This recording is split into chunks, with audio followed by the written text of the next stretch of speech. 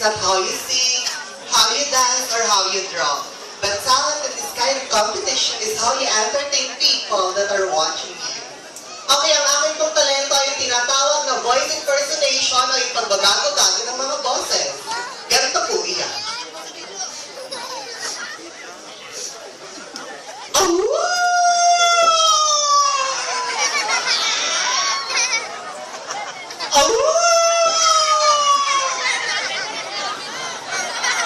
Ipinakikilala ng JK Channel 7 ang Ghost Fighter, Dragon Ball Z, at Slam Dunk. Dragon Ball Z. Uy! Goku! Ang mihira! Hindi kaya kayang talunin si Mikey mo? Ikaw na lang kaya ang tumalo sa kanya? Slam Dunk. Hanamichi. Hanamichi. Kailangan, makashoot na ako. Kailangan, maka 3 points na ako. O sige, siguraduhin mo lamang na maipapasok mo ang bola bago matapos ang halftime. Okay, girls? Ay, madami siya! Sa mga gusto namin si Rukawa! Rukawa! LB! Rukawa! Ghost Fighter.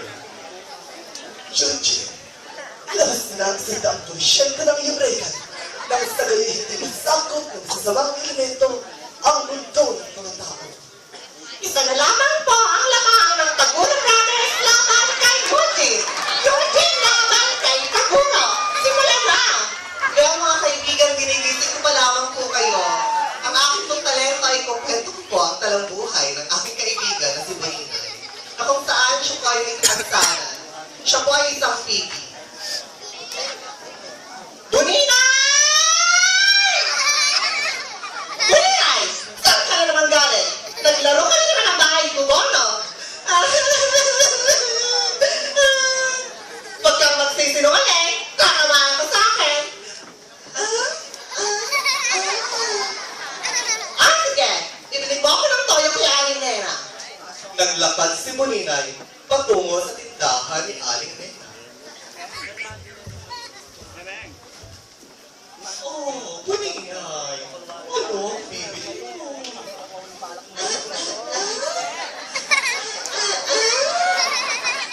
Ano?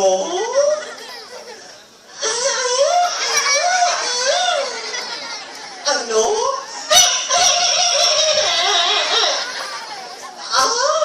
Toyo? O itong toyo, umuwi ka na at maggagabi na. Naglakad si Moninay patungo sa kanilang tahanan. At habang siya ay naglalakad, nakasalubong niya ang isang lalaki. Moninay, ang sexy-sexy mo. Moninay, ang ganda-ganda mo. Tara, sumama ka sa akin. Maglalaro tayo ng bahay kubo. Sumama si Buninay sa lalaking iyon. At siya ay pinagsamantalahan sa madaling salita, hinalay. At nang siya ay makauwi sa kanilang tahanan, Buninay! Ano ba? Sunok na ang ano ko! Bakit wala ka ba?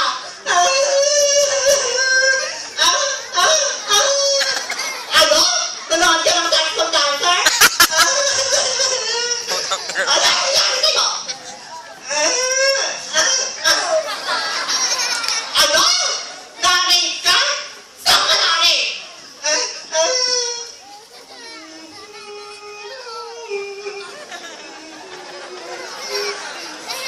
Ano? Sa bahay ko ba? Sino na-rape sa'yo?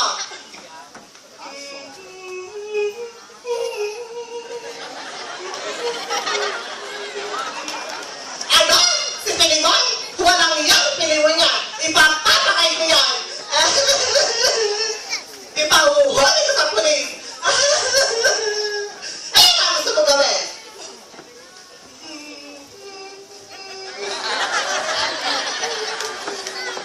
Pero mga kaibigan, ginawa ko po ang talentong ito dahil naniniwala po ako na ibig sabihin ng salitang ay kasiyahan.